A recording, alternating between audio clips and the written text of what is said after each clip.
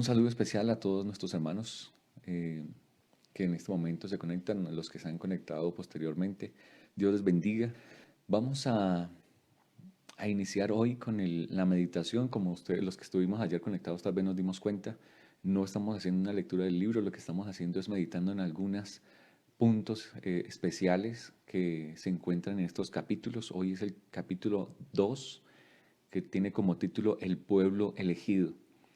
Y antes de ir al libro, quiero tomar como base un texto bíblico, tal como lo hicimos ayer. Les invito a buscar en la palabra de Dios, Deuteronomio 7, versículos 6 y 7. Dice el versículo 6 y 7: porque tú eres pueblo santo, santo para Jehová tu Dios.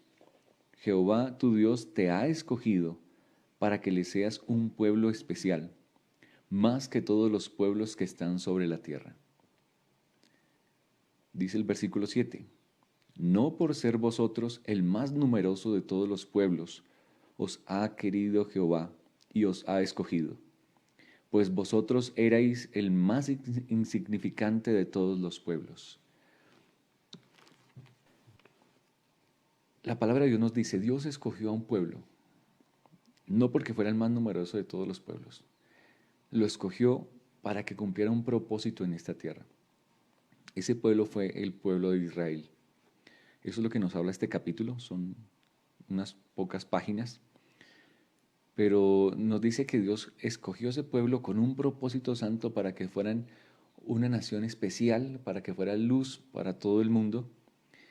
Y ellos recibieron una promesa maravillosa, y era de que vendría un Mesías a libertarlos, a rescatarlos, a restaurarlos, porque habían sido una nación nómada, estaban buscando una patria, un lugar. Durante 1000 años, dice aquí, durante más de 1000 años, los judíos habían esperado la venida del Salvador. En este acontecimiento habían cifrado sus más gloriosas esperanzas. Este pueblo tenía una característica especial. Dice allí el capítulo 2, en el primer párrafo, que ellos habían cifrado su más gloriosa esperanza en un acontecimiento. ¿En cuál acontecimiento? En la venida del Mesías. Estaban esperando la venida del Salvador. Y yo creo que aquí ya empezamos a sacar lecciones para nosotros, porque nosotros también tenemos una esperanza. Y nuestra más gloriosa esperanza justamente también está cifrada en un evento, en una venida. De hecho, en la venida del mismo ser que ellos estaban esperando, del Mesías. Pero ya no como libertador o como siervo sufriente, sino que lo estamos esperando como nuestro libertador, como Rey de Reyes y Señor de Señores. Así que este pueblo tiene un paralelo muy importante con nosotros. Vamos a analizar qué pasó justamente con este pueblo. El libro nos dice que, sin embargo, Dios había elegido a Israel, lo había llamado para conservar entre los hombres el conocimiento de su ley, así como los símbolos y las profecías que señalaban al Salvador. Deseaba que fuesen como fuente de salvación para el mundo. ¿Con qué propósito Dios llamó a Israel? Los llamó con el propósito de que fueran una fuente de luz, fuente de salvación. Escogió un pueblo en esta tierra, será depositario de mi ley, será depositario de la luz que ilumine las naciones, será depositario de las profecías que señalan la venida de ese Salvador. Ese era el propósito. Para esa razón los llamó. Pero tristemente el pueblo desfiguró ese propósito que Dios tenía para con ellos. Pero los israelitas cifraron sus esperanzas en la grandeza mundanal. Desde el tiempo en que entraron en la tierra de Canaán, se apartaron de los mandamientos de Dios y siguieron los caminos de los paganos. Qué triste, qué tristes cosas ocurrieron con este pueblo. Después de que Dios los elige y se hacen depositarios de esa luz maravillosa, la ley de la profecía, ellos ahora cifraron sus esperanzas en todo lo que podríamos recibir por ser el pueblo escogido de Dios. Pues es que somos el pueblo de Dios. Dios está de parte nuestra. Y en vez de fijarse en la gloria de ese Salvador, como lo veíamos en el capítulo de ayer, en reconocer que la ley del cielo, la ley del universo es el servicio, la abnegación, al contrario, ellos fijaron toda su atención no en lo que ellos podrían ser para el mundo, sino en lo que el mundo les podría dar a ellos por ser depositarios de esa luz y por ser el pueblo elegido.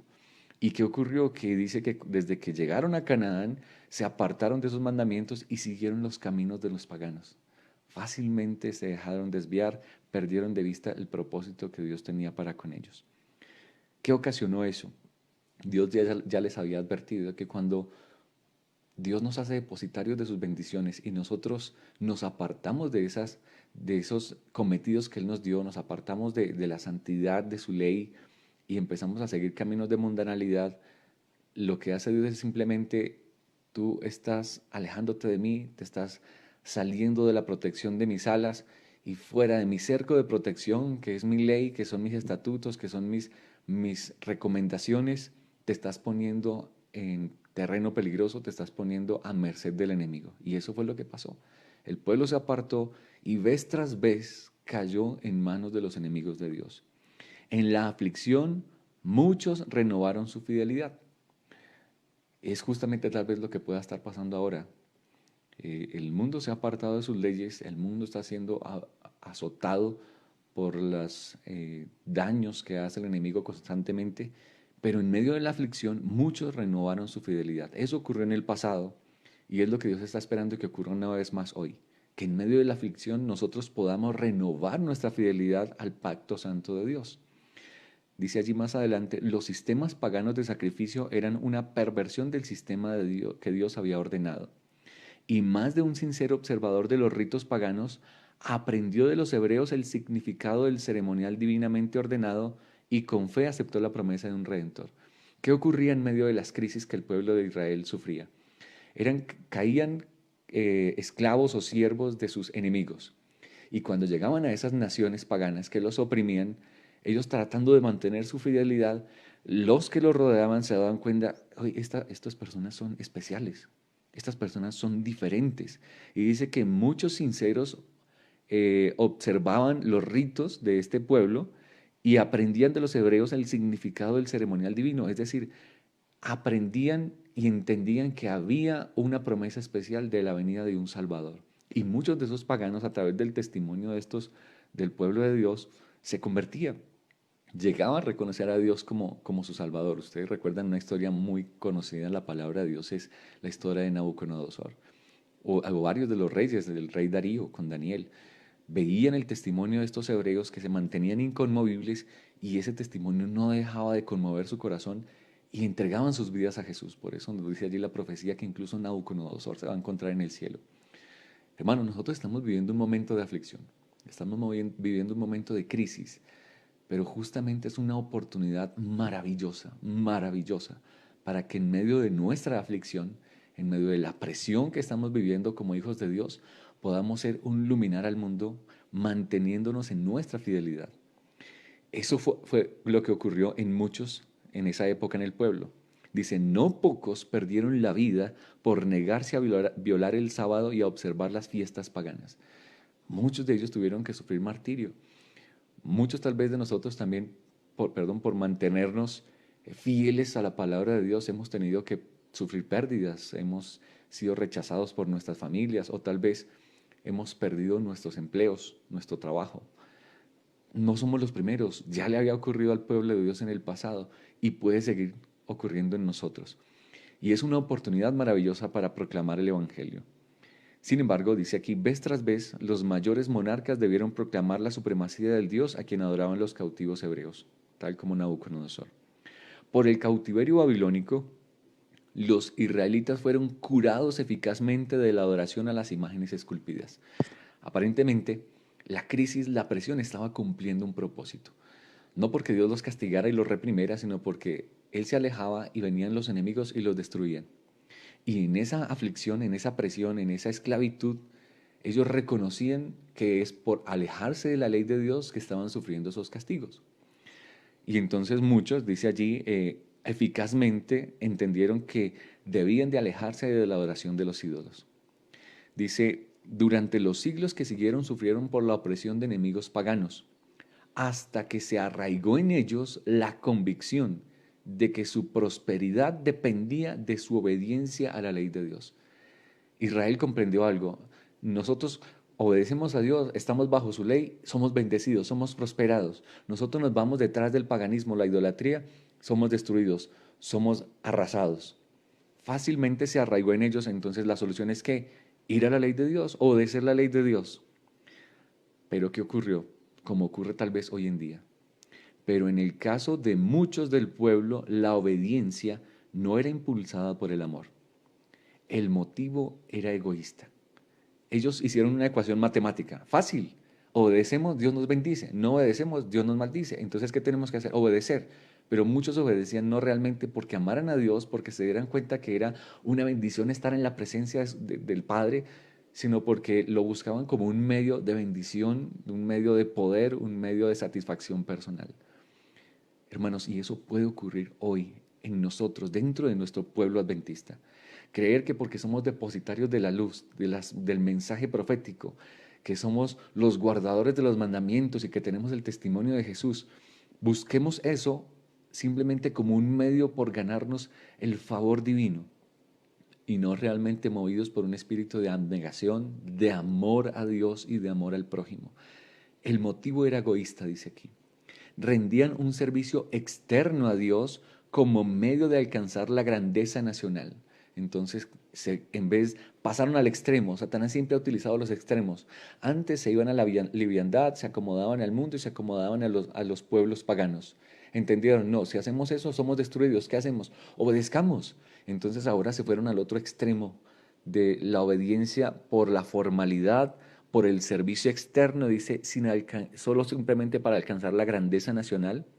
No llegaron a ser luz del mundo, sino que se aislaron del mundo a fin de rehuir de la tentación de la idolatría. Entonces, Dios los había colocado como luz de las naciones, pero ellos por querer obedecer a Dios, al contrario, lo que hicieron fue alejarse del mundo y volverse una cápsula santa, supuestamente, para ganar el favor divino y volverse el poder de todas las naciones, que eso es lo que estaban esperando en los días de Jesús.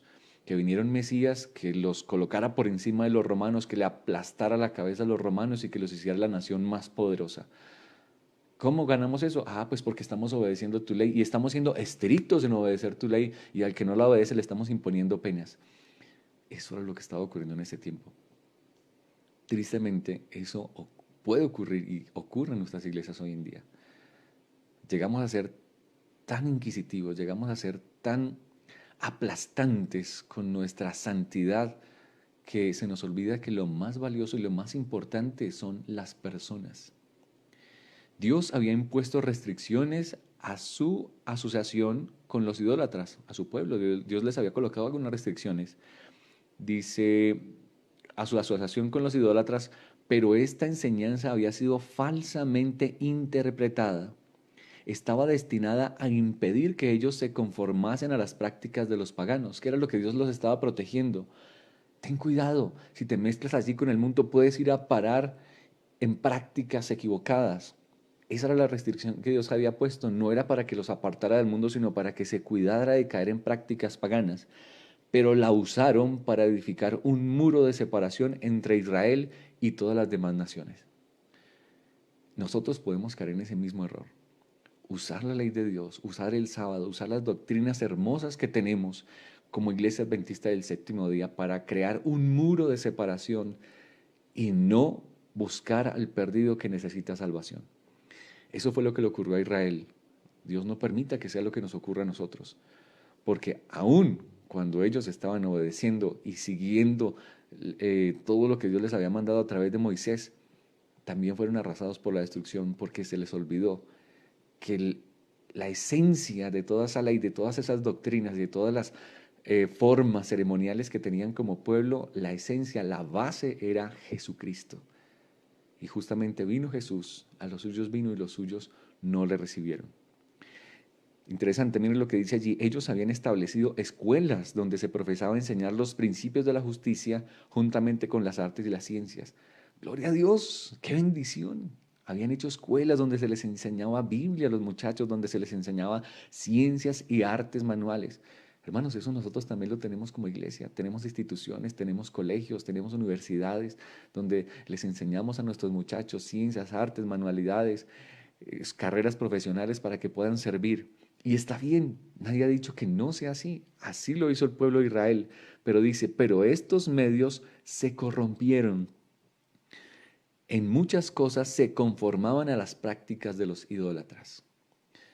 Establecían instituciones, escuelas, pero muchas de esas instituciones se corrompían. ¿Por qué? Porque si el corazón de sus líderes no está sometido al amor, a la voluntad de Dios, puede ser que sea una institución que le pertenece al pueblo de Dios, pero puede estar transmitiendo un mensaje equivocado.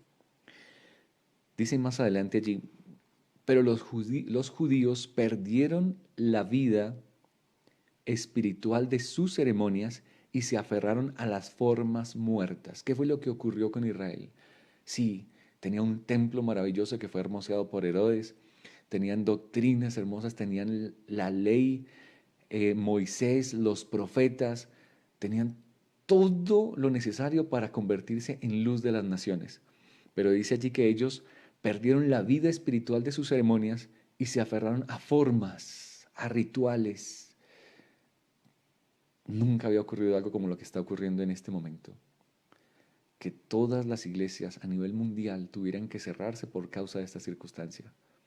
Tal vez Dios llamando a nuestro corazón para decirnos, mira, más que templos hermosos y más que rituales de sábado en sábado y campaña tras campaña, Dios necesita algo más del corazón, no formas, no aferrarnos simplemente a ceremonias. Y no estoy queriendo decir, y no me malinterpreten, menos mal que esto está quedando grabado, no estoy diciendo de que las ceremonias, las formas, las doctrinas, los libros del Espíritu, pero decía la Biblia, estén mal. No, de hecho, era el plan de Dios.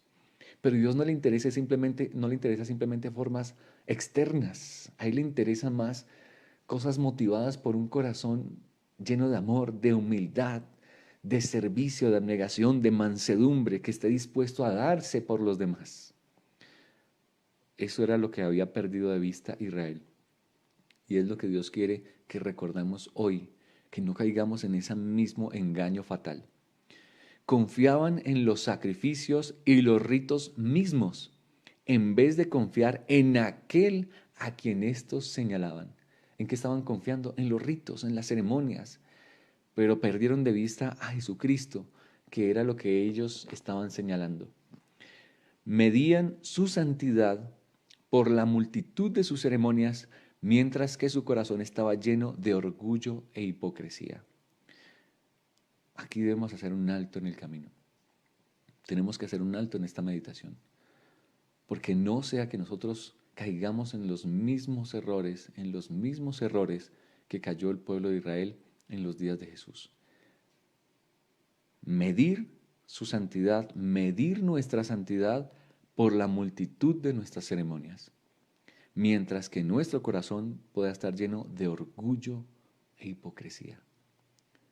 Muy triste, mis apreciados hermanos, que manifestemos pulcritud, santidad, vestidos de traje cada sábado con nuestra Biblia, con nuestra cartilla de escuela sabática subrayada por todas partes, y andemos en los pasillos de nuestra iglesia comentando, hablando de nuestros hermanos, manifestando hipocresía, manifestando orgullo espiritual. No, yo tal vez soy más santo que los demás. Eso era lo que Israel creía y no se daban cuenta que estaban lejos, lejos realmente de manifestar el carácter de Cristo. Ellos medían la santidad por la multitud de las ceremonias y tal vez nosotros podamos caer en lo mismo, medir nuestra santidad porque seguimos una cantidad de requerimientos que incluso como adventistas nos hemos impuesto y perder de vista a Cristo Jesús. Hermano, vuelvo y le digo, no me malinterprete, no estoy diciendo que esté mal, que sigamos una cantidad de exigencias y cosas que como adventistas debemos de vivir. Somos un pueblo peculiar, debemos manifestar diferencia, claro que sí. Pero eso no nos debe llevar a sentirnos orgullosos, como el fariseo que se paraba allí en el templo y le daba gracias a Dios: Señor, te doy gracias porque no soy como los demás. Yo diezmo de todo lo que gano, ayuno 2 veces a la semana. Gracias porque no soy como este publicano. No, no puede ocurrir eso entre nosotros. Podemos sentir esa misma suficiencia. Hipocresía. Y tampoco puede ser que nosotros como hermanos estemos manifestando una cara en la iglesia, que sonriamos y a espaldas estamos sintiendo, tengamos malos sentimientos de nuestros hermanos, que pensemos, no, este no lo paso, es que este no me gusta, es que va a estar tal. Puede ser. se estaba deteniendo la transmisión, creo que ya se retomó. ¿Cómo puede ser, hermanos, que nosotros sintamos celos entre nosotros mismos, por ejemplo, entre iglesia e iglesia de nuestro distrito? ¿Cómo puede ser que nosotros sintamos eh, esa hipocresía de que, sí, somos adventistas, pero ustedes allá y nosotros aquí? Puede ser que nuestros hermanos no tengan el mismo sentir, la misma experiencia espiritual, pero Dios nos ha llamado a manifestar un espíritu diferente. Eso fue lo que le ocurrió a Israel y esa fue la nación que Jesús vino a encontrar cuando llegó a esta tierra. Ahorita estamos esperando el regreso de Jesús. ¿Y qué tipo de pueblo va a encontrar el Señor? Queda la última página, tengo un par de párrafos subrayados y los quiero compartir. Dice, aunque los judíos deseaban el advenimiento del Mesías, no tenían un verdadero concepto de su misión. No buscaban la redención del pecado, sino la liberación de los romanos. Tremendo esto. Ellos estaban esperando el advenimiento del Mesías. Hermanos, nosotros esperamos el advenimiento de nuestro Señor. Dice, pero no tenían un verdadero concepto de su misión. Nosotros tenemos un verdadero concepto de nuestra misión. ¿Entendemos para qué nos llamó Dios? Nos llamó para simplemente apartarnos del mundo porque yo guardo el sábado, porque yo no como esto, porque no voy a estos lugares, porque no escucho esta música. Y está bien, hermano, eso es lo que nosotros debemos hacer, manifestar peculiaridad en nuestra experiencia. Pero ¿tenemos claro el concepto de nuestra misión? No buscaban la redención del pecado, sino la liberación de los romanos. Tal vez en este momento muchas personas estén buscando a Dios, consagrando su vida a Jesús, allá desde la quietud de sus casas, no buscando que Dios los libere del pecado, que realmente saque el pecado de nuestra vida, sino tal vez simplemente lo están buscando porque quieren que Dios les quite el problema, que les solucione rápido, que se pase el virus, que yo pueda salir a trabajar otra vez y pueda seguir mi vida normal. Esas mismas características eran las que tenían los adventistas o el pueblo que estaba esperando el advenimiento en los días de Jesús. No comprendían el propósito, no comprendían realmente la misión que tenían. Hermanos, que no caigamos en esa misma trampa hoy. Si Dios nos ha permitido pasar estas circunstancias, así como Israel estaba oprimido no por un virus, estaba oprimido por un pueblo romano que los esclavizaba. Hoy en día tal vez nosotros estamos oprimidos por muchas circunstancias, pero Dios no ha permitido que pase esto simplemente para que clamemos a Él, para que envíe un poderoso Mesías y que nos libere de esta situación y nos permita seguir viviendo como estamos. No, Dios no nos ha llamado a eso. Dios nos ha llamado a que realmente experimentemos un arrepentimiento, un reavivamiento genuino en nuestro corazón y que podamos realmente experimentar la redención o la liberación del pecado que hay en nosotros, que saque de nosotros ese orgullo, que saque de nosotros esa suficiencia propia, que saque de nosotros esa liviandad, esa hipocresía que está impidiendo que tengamos una preparación plena para el encuentro con Jesús. La última línea que tengo subrayada en el capítulo, la página 22 dice, habían estudiado las profecías, pero sin percepción espiritual. Así habían pasado por alto aquellos pasajes que señalaban la humillación de Cristo en su primer advenimiento y aplicaban mal los que hablaban de la gloria de su segunda venida. El orgullo oscurecía su visión, interpretaban las profecías de acuerdo con sus deseos egoístas. Apreciados, hoy salen por las redes, por los medios de comunicación, por mensajes, una cantidad de información con respecto a lo que está ocurriendo en el mundo, si esto que está pasando ahorita va a provocar que haya un nuevo orden mundial, la globalización, el levantamiento de la imagen de la bestia, ley dominical, una cantidad de cosas que se pueden estar gestando supuestamente con todos estos acontecimientos. Y puede ser que sí, mi apreciado, puede ser que sí. Puede ser que todo esto nomás sea el preámbulo de los eventos finales que se desencadenarán uno sobre otro hasta la venida de Jesús. Pero puede ser que nosotros estemos interpretando como ellos las profecías de acuerdo a nuestros deseos egoístas. Y puede ser que aunque seamos estudiosos de las profecías, no tengamos una percepción espiritual. Y por eso quiero devolverme al énfasis de este párrafo. Así habían pasado por alto aquellos pasajes que señalaban la humillación de Cristo en su primer advenimiento. No podemos perder de vista lo mismo hoy, mis apreciados. No podemos perder de vista lo mismo hoy. Somos estudiosos de la profecía, esperamos la venida del Mesías como un poderoso libertador a que vendrá a ponerle fin al pecado de este mundo. Bueno, lo primero que tienes que entender que lo que quiere Cristo ponerle fin es al pecado de tu corazón.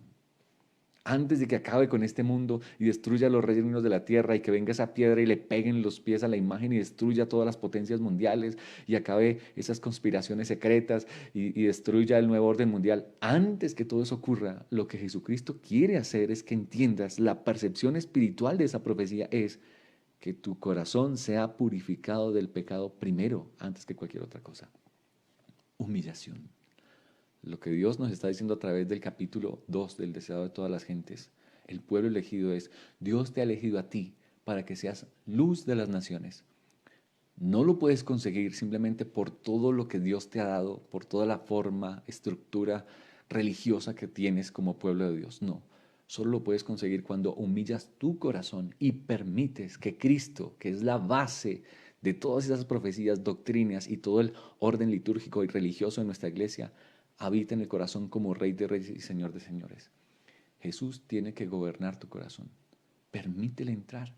Permítele limpiar tu vida del pecado. Permítele limpiar tu vida del egoísmo, de la suficiencia. Y entonces ahora sí estaremos listos para que venga un poderoso Mesías y le ponga fin a todas las escenas de este mundo.